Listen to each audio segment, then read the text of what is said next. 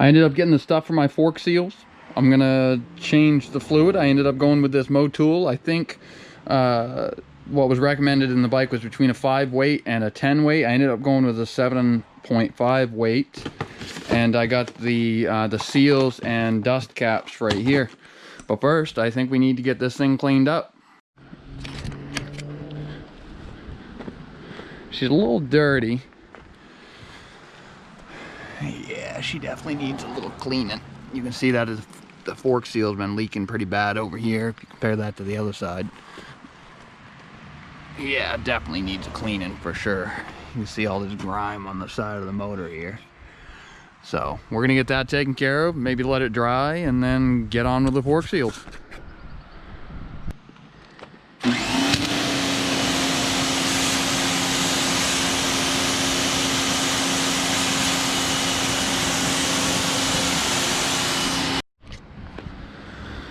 Well, she's a lot cleaner now. I covered it in some degreaser and cleaned up the wheels, cleaned up the forks and stuff like that. She had some pretty hard mud on her. I haven't washed it in months. But it's a lot cleaner now. Now I'm just gonna let her dry and we'll pull her in the garage and we'll do some fork seals.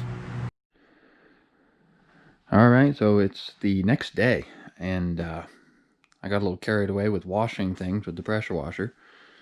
So it is Friday and I want to ride this weekend, so it looks like I'm doing it tonight. I think the first step is we got to get everything taken down, pull this axle out, pull the caliper off, and get those forks out and see what we're dealing with. Let's get to it. Alright, so this fork is done. I figured I'd spare you guys and do this fork, and then I'll explain how to do the next fork. But this fork is pretty much set in there. I just need to torque down these bolts and these bolts to spec.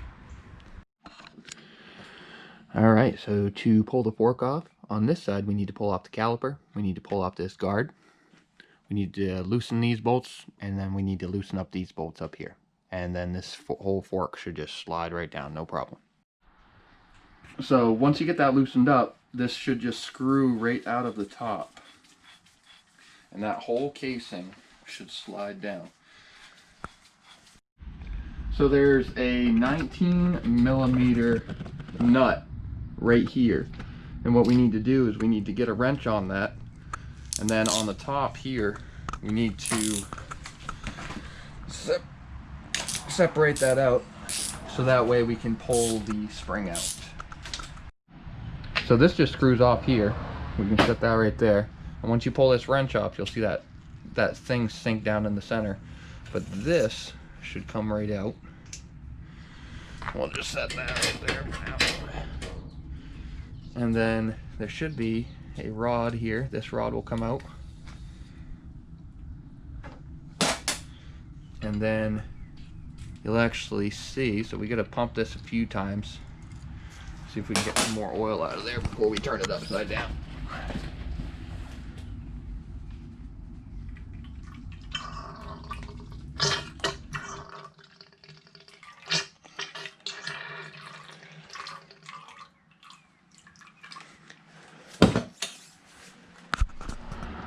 Alright. So we need to get this dust cover off. And this is my tool of choice here. Don't scratch anything.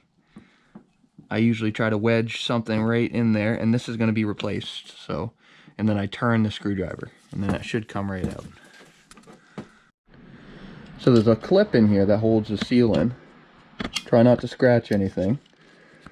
And then bring that up here. And that should come right off there.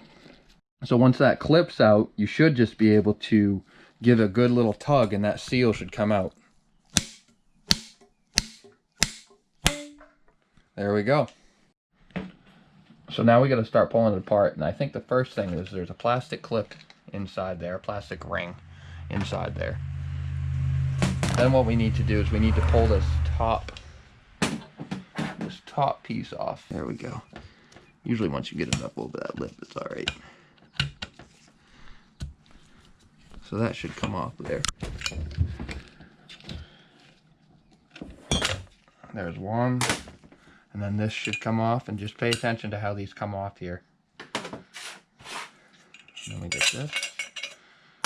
We got our seal that didn't really need to be changed. And then we got our dust. So now we're going to put everything on back in the same order. It's good to put a bag or something, you know, like saran wrap over the top of it to keep it from marring up your seals, and make sure that when you put your seals on, you put them in the correct direction. So in this case, it would go just like this. And then, you know, a little bit of lube always helps. But once that's down over that ridge, it should go pretty easy after that. All right, so that's seal 1. And then we got our new seal right here. And then make sure that this goes in the correct orientation as well. So this would go just like this, so you can see that I can see the spring side. So I'm going to go just like this, slide that over. There we go. I'm going to pull this off. Throw that right in the trash. You can't reuse those. And then we're going to put everything on in the same order that it came off. Try not to scratch up your tube too much.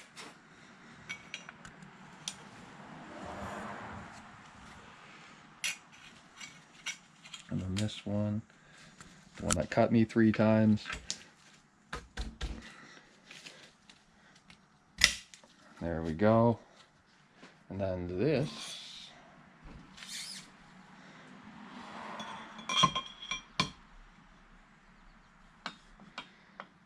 There we go.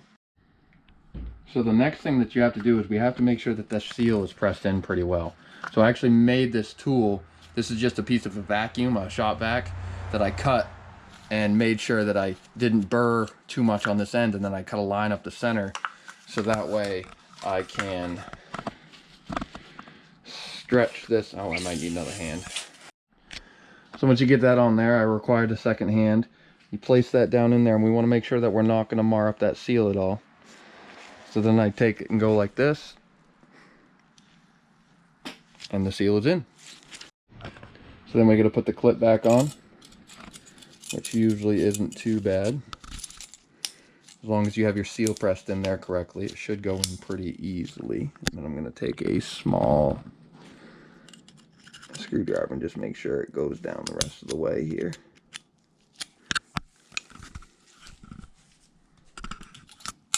There we go. You should hear it snap in, and it's good to go. So now we're going to take this dust cover. We're going to slide that dust cover down, and that should just be a press on. That should be pretty easy. And now we go back to the top. So now we got to make sure we put that plastic piece back in. Then we put this rod back in. And now we're pretty much ready for oil. So this is what I'm using here. I'm using a 7.5 weight. I can't recommend any oil for anybody else or what weight you should use. This is just what I'm putting in my bike. So we're going to open that up. And I know there's about 500 mil in there. So I'm just going to pour as much of that as I can in there. And you're going to have to pull this a few times to purge all the air out of it. You can hear the air moving through it.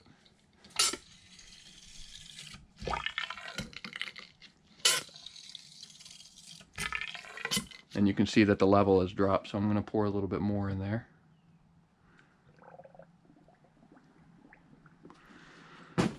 Purge more air out of it. Some people do it 10, 15 times.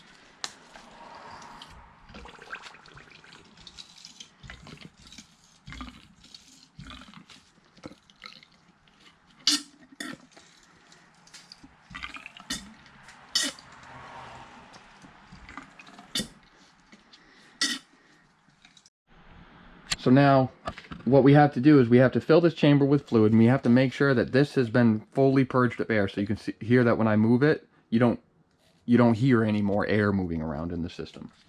So then what we need to do is we need to continue to fill the chamber until we get to about 100 millimeters of air gap in between the top of the fluid and the top of the chamber.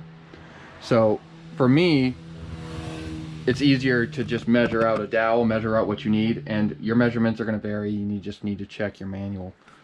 But for me, I'm going to do about 100 millimeters. And once that's lined up, I check to see if the bottom of my dowel got wet, and if it didn't, I'll inspect and I'll pour a little bit more fluid in there. So the reason we want to measure that, we want to measure the height of the fluid from the top of the cap, because there needs to be an air gap there. So once you have it measured, you're all set to start putting everything back together. And we're going to take our spring.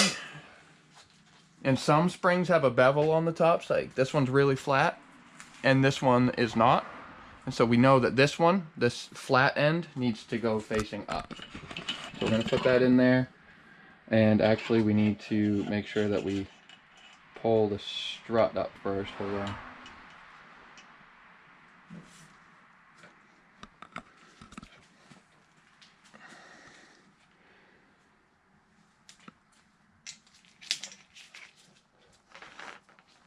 And it's kind of a pain, but you got to be really just kind of quick with it.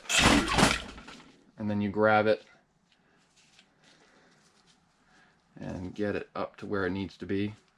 And then what you can do is you can take your cap and you can put your cap on the top, and it'll help hold it in place. And if you had a rubber, make sure that if you had a gasket here, make sure that it's still there. And now everything should be holding together pretty well. So just like we did before, we're just going to take and we'll make sure that this is nice and tight. And eventually, so now it's getting pretty tight, don't over tighten it. And there we go. So now what we're going to do is we're going to take that off there. And this should just slide right up. And you can tighten that up. Make sure you don't cross thread these.